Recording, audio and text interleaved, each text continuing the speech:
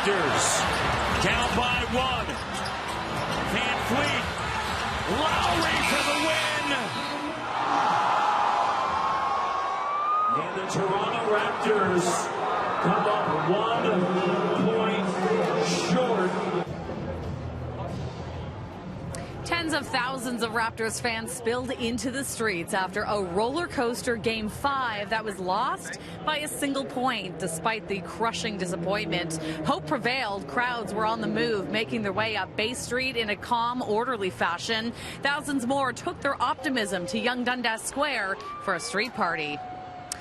Now, even though the overall vibe last night was pleasant and peaceful, some North American media outlets are accusing Torontonians of boorish behavior after a grainy video was posted to Twitter last night showing a couple of Warriors fans possibly being pushed and then sucker punched. It all happened in the intersection right here just outside of Jurassic Park.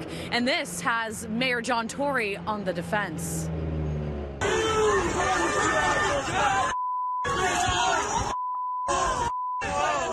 The video shows two men being pushed over while crossing the street outside Scotiabank Arena. When one of the Warriors fans tries to confront that person, someone in a black hoodie runs up from behind and appears to punch him in the side of the face. Then the recording abruptly stops. Toronto police are investigating this as a possible assault, but say no complaints have been made and they have yet to track down the person who posted the video. Within hours, though, of it circulating on social media, headlines started popping up all over North America.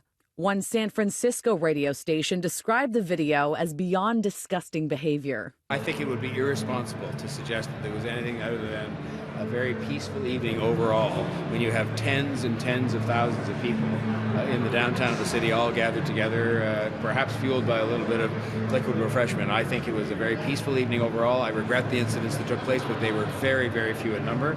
I'm proud of the fans and how they behaved themselves by and large, and I'm very proud of the job done by our police service. So I think that we're continuing in the tradition of having peaceful celebrations of this kind, and I think it's been a remarkable positive achievement for the city to have it night after night, week after week for all this time.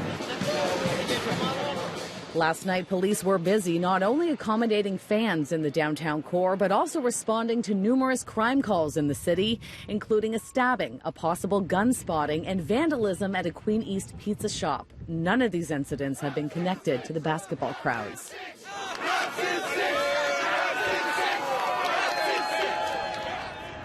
Now, it's amazing how quickly everything gets cleaned up. Of course, all the roads have reopened, and hundreds of these fences are neatly stacked along the sidewalk here on Bremner. Of course, though, we will be doing this all over again in just 2 days from now, and hopefully for the very last time. Now, without jinxing Game 6, Mayor John Tory today was asked if the city is preparing for a possible parade. Here's a look at what he had to say.